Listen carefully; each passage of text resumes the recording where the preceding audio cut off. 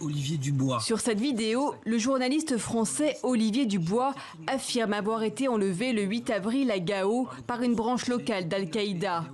Les Espagnols David Berrien et Roberto Freil, eux, ont été tués fin avril au Burkina Faso. Informer au Sahel, un défi de plus en plus difficile, particulièrement pour les journalistes étrangers visés pour ce qu'ils représentent. Mais les locaux sont eux aussi exposés, victimes comme leurs confrères des intimidations des groupes criminels et djihadistes en pleine expansion.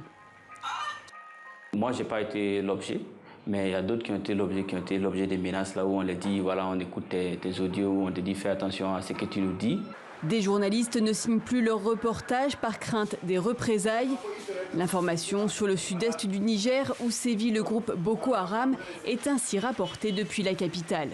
C'est d'ici, de Niamey, qu'on les traite, de peur d'exposer donc les confrères qui sont là-bas sur place. Travailler la peur au ventre, sous la menace permanente, est devenu une norme. Certains installent même des barbelés autour de leur maison. D'autres renoncent carrément, comme ici au Niger. Beaucoup ont quitté la zone parce qu'ils pensent qu'ils ne sont pas en sécurité. Mais malheureusement, vous voyez, et ça impacte sur le travail même du journaliste. Parce que tu quittes, la radio est abandonnée. Il y a beaucoup de radios qui sont fermées du fait de l'insécurité. Et donc, qui va rester là où il n'y a aucune autorité. Comment vérifier l'information sur le terrain quand les zones rouges, considérées comme dangereuses, s'étendent toujours plus? Les rédactions sont réticentes à y envoyer leurs journalistes, si ce n'est embarqués avec des militaires, avec pour conséquence une information biaisée où la parole des témoins n'est pas libre.